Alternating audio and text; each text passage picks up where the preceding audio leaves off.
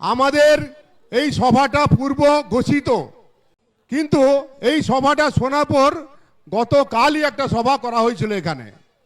সেখানে কিছু বাজে বাজে কথা এই মঞ্চ থেকে দাঁড়িয়ে বলা হয়েছিল।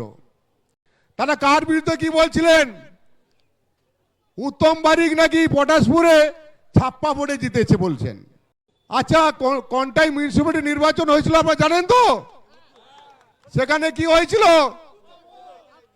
আর দুবলাবাড়ি এই যে সমবায় সমিতি আছে সেখান থেকে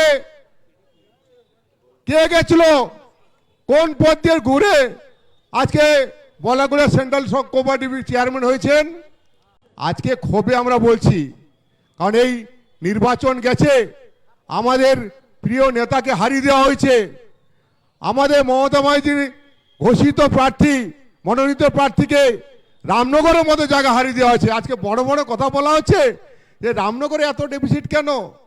আপনাদের মুখে বলতে শুনেছি আমরা যে উত্তম বারিক জিতলে আমাদের কি লাভ, কি বলেনি?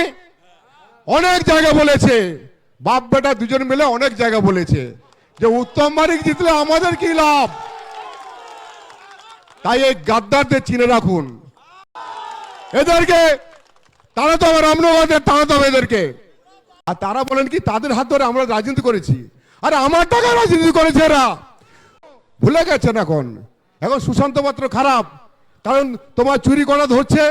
তুমি যে দুবলাবাড়িতে পিছন দরজাতে ঢুকেছিলে, প্রতিবাদ করেছিল, তাই খারাপ। আমরা জেল কাটিয়েছি, আমরা লড়াই করেছি, সিপিএম কে আমরা ঘর ছাড়া বন্ধ করেছি।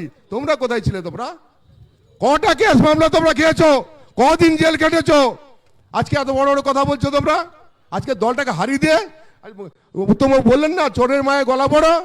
দেখ, বেশি বলবো না। রামনগরে এবার চাই, আমাদের 26 রামনগরে চাই ভূমিপুত্র চাই।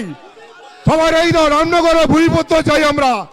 রামনগরে আর বহিরাগত আমরা কোনো লোককে মানবো না।